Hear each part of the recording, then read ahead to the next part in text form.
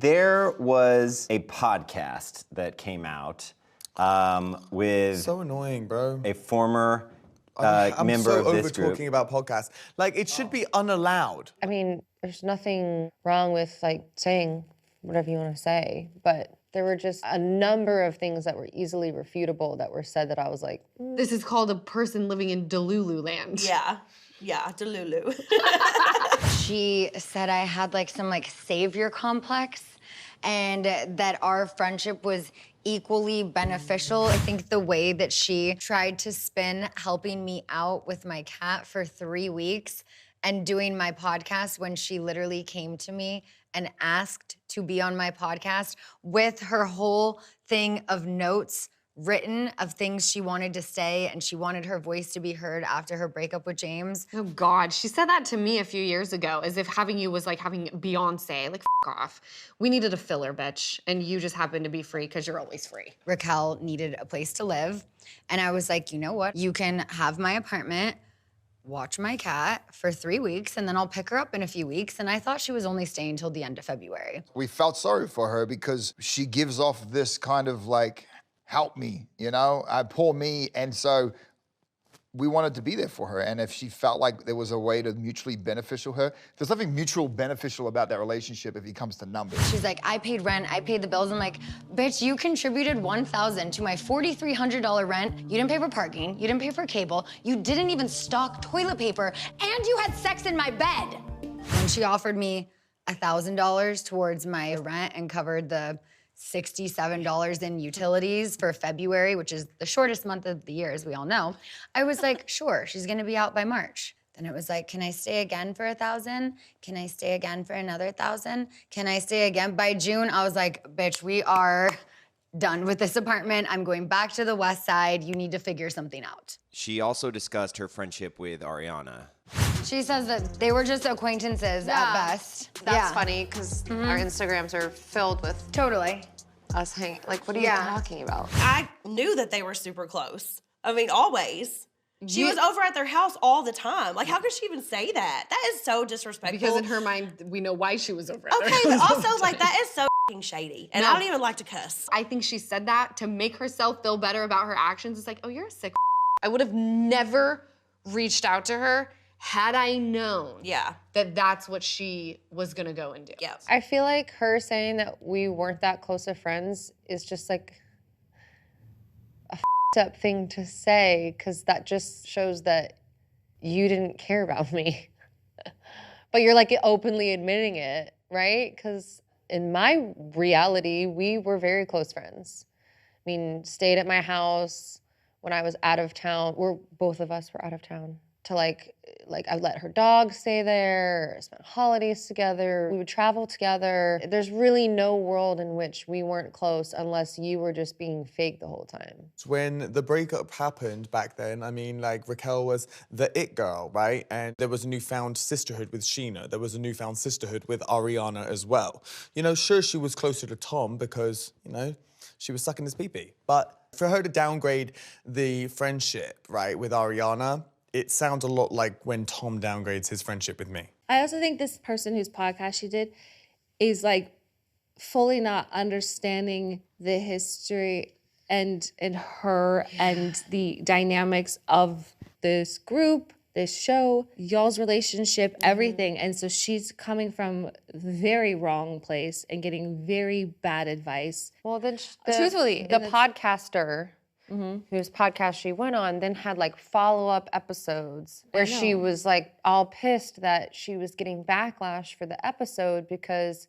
people were like, you didn't know anything about the subject, but yet you're interviewing Rachel on it. And then she was all pissed that she was getting backlash, and she's like, yeah, I don't understand. Like, it's like, does no one learn from Howie Mandel? If she actually really does want to move on, then, you know, maybe she should stop talking about me on a weekly basis. Stop talking about the show. You know what?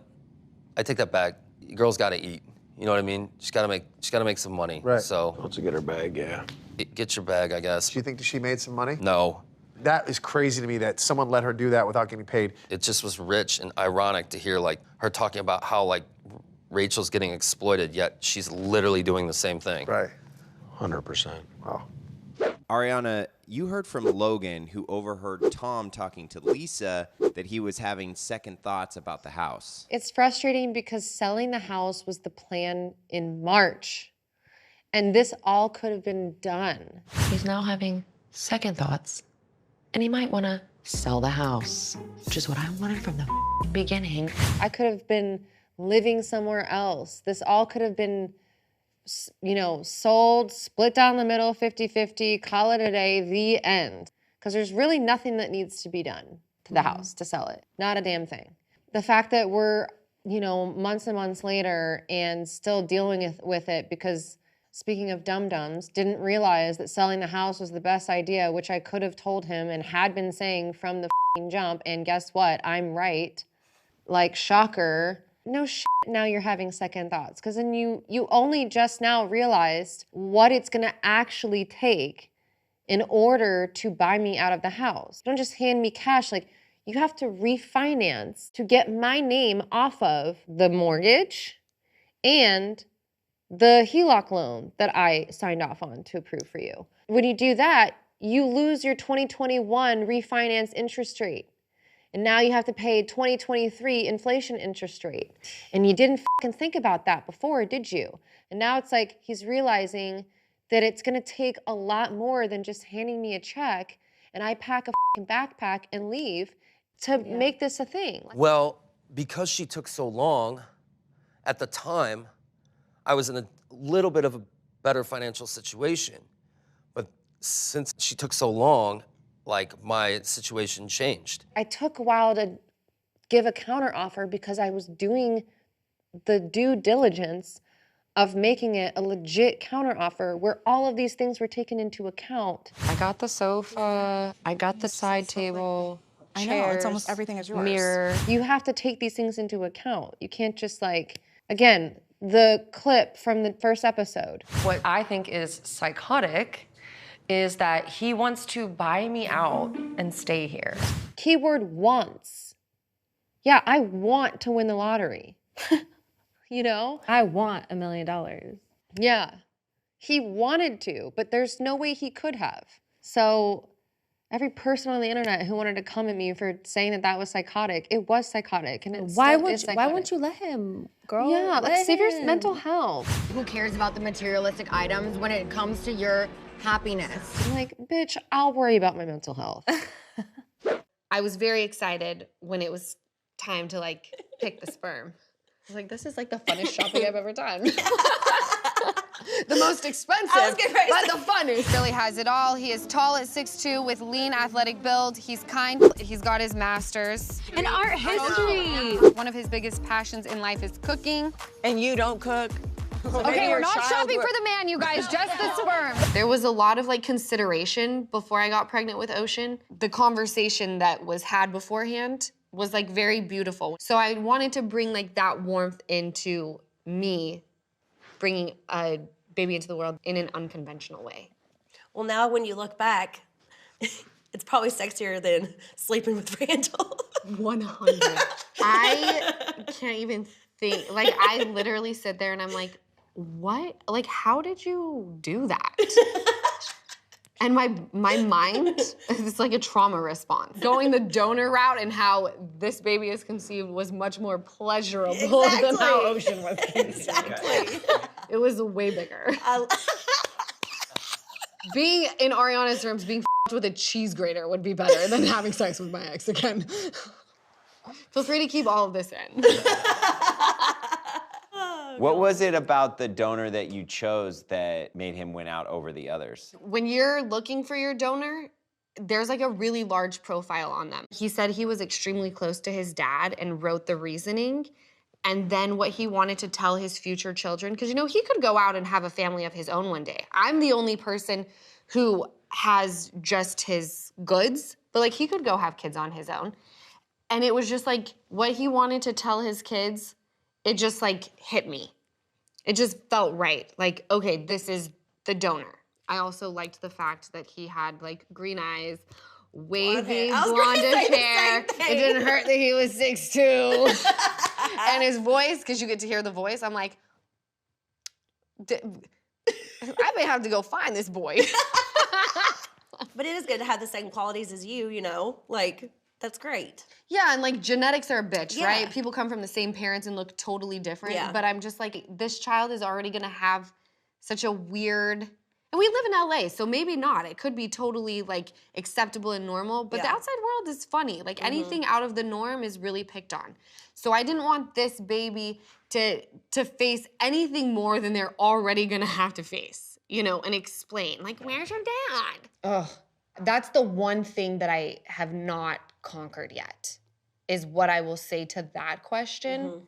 But I think the one thing that we have to stick to is like, I wanted you here so badly. I'm not gonna get emotional. Hold on. That I was really willing to do anything.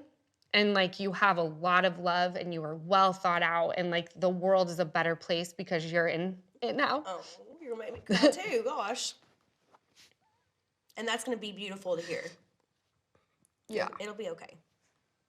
And you know, he's gonna have, like, my older brother is a fantastic father. My little brother, Easton, who you guys are more familiar with, is unbelievable. So I highly doubt that that question's gonna come into the mix. And I was talking to my mom, I'm like, yeah, but what about like father-daughter things? And my mom's like, when's the last time you've heard, like in LA, like we're doing a daddy-daughter dance? Like, Easton could also go with her. or him, 100%. You know? Yeah, Easton is very excited about all of this. Your family's awesome, so. Thanks, babe. You got this. And now I'm over by you guys. I know. Somebody's coming to the rally. Which I love. James, you and Allie have a conversation about your future. I mean, down the road, marriage, children, like, you know, I wouldn't want that with anyone else. I see that future with you, and I see that, like, kids with you, and then it's like, it scares me when you say, like, oh yeah, I'm not ready. And I mean, Ali is my best friend, and I love her more than anything, so. I mean, let's face it, I kind of thought at like 20, by 30, I'd probably have a kid, but I've said it once, I'll say it again. But no, I'm happy where we are right now. I feel like everything in life really happens for a reason, and the clock of life is what teaches you, makes you the man that you are in the present moment, right? It makes you ready for it. So I know that when it happens, I'll be ready for it, hopefully. I'd say two people have to be on the same page. You can't force somebody to want to have kids when they're not ready. Everybody has a different time. Daniel and I were on completely opposite pages when it comes to having kids. I wanted to have kids right away. I wanted to travel and see the world and have time together as a married couple. She said, I want to wait 2 years. And I said, I don't want to wait, but happy wife, happy life. And then after 2 years, we were both having so much fun, doing so much travel, we decided to wait 2 more years. I was like, looking back, so thankful that we didn't have kids at that point. It's not as easy to go to the Maldives for 3 weeks when you have 3 children. And then when we started trying, it didn't happen, and we were shocked because he wanted kids right away, I wanted to wait.